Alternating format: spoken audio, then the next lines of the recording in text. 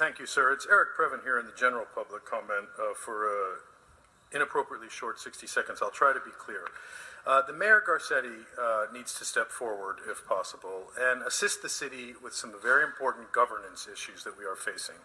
The CD7 seat vacated by Mr. Fuentes on September 11th has not been appropriately handled. We need this body, the council, and that's why I'll be setting up a whistleblower hotline for council members later, need to step forward and, as a group, in conjunction with the law and the charter, appoint a CD7 resident who will vote on behalf of the 250,000 constituents of CD7.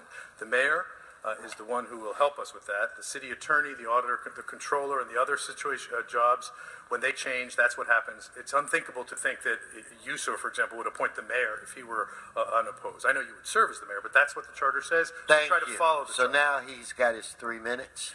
Okay, and now for the three minutes. Thank you, sir. I feel there's a quiet little war that needs to be brought forward between a group called the lobbyists and a group called the public.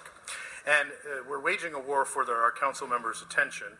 And at item number 45 today, we settled a refund request. They sued us, AT&T, who, believe it or not, are on sponsors today. You got to stay, Mr. Previn. This is the item, sir. That item was already voted on. Well, but, and there's no public comment on it. So come on, Mr. Previn. Speak on your items. You're wasting your time. Item 19 is what kind of homelessness solutions is Mr. Harris Dawson seeking? Because we've seen the Carol Sobel related ones where we invoke some system that then results in lawsuits. Same thing, Mr. Previn. Item 19. Hold his time, Mr. Previn. You have items 36, 34, 33, 32, 26, 38.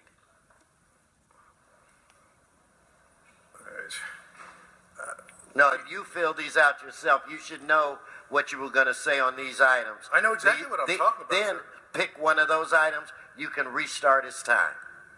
I want to speak on the items that are on the agenda. I signed up for 26, where you have embedded in the item ASM affiliates, which is a $100,000 cha-ching for some consultants who help in our historic preservation department, where a week ago you approved 39 new Mills Act properties, 15 of which were in CD10, so that's of note. It's a lot of money. It's 100 of the 335.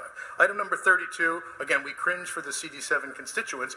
Though we're familiar with Pacoima Beautiful, there is no voice for those people on that item, which in item 32 they're making some appropriation. Item number 33, I believe, is the Coliseum Commission. So here we have naked corruption, and what we're doing is we're expanding it to add a few eyeballs. So some of us would say, hey, that's a good idea, because now there'll be some fresh eyes looking. But unfortunately, that is a little worrisome, because now it's about building up the kind of tutelage piece. Now we want more people to serve because we've processed inappropriately that horrifying abnegation on behalf of the people by our many elected leaders, including the supervisors, the city, and the various others.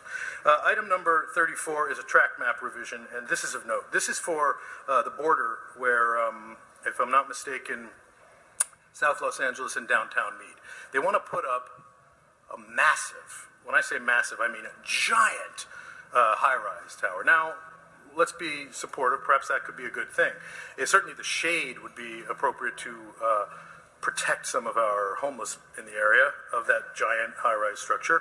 And I don't know much about it, but it's weird to see it with such little description on such an agenda like this. Maybe we could decorate it later. Item number 36 is Athens Services, a group we have to raise our brow and watch closely. They've been generous, but they're also generous with the campaigns, and it's worrisome.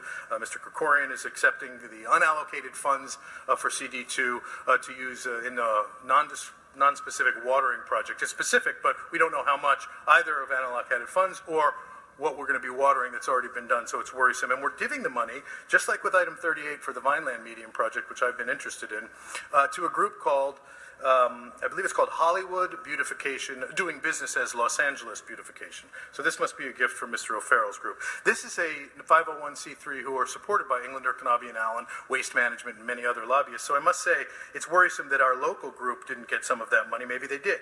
Item number, I believe it's 30,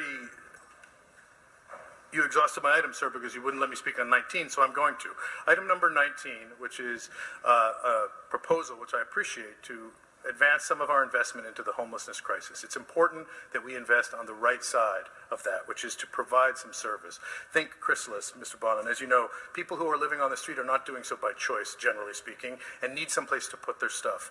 Think about the cops who are working overtime at libraries and say to themselves, they don't need a cop here, they need a psychiatrist. Let's find some way to make the homeless population less homeless. Let's find a way to get the billionaires who are constantly tugging on their sleeves for politics to provide some permanent supportive housing once and for all. Thank you.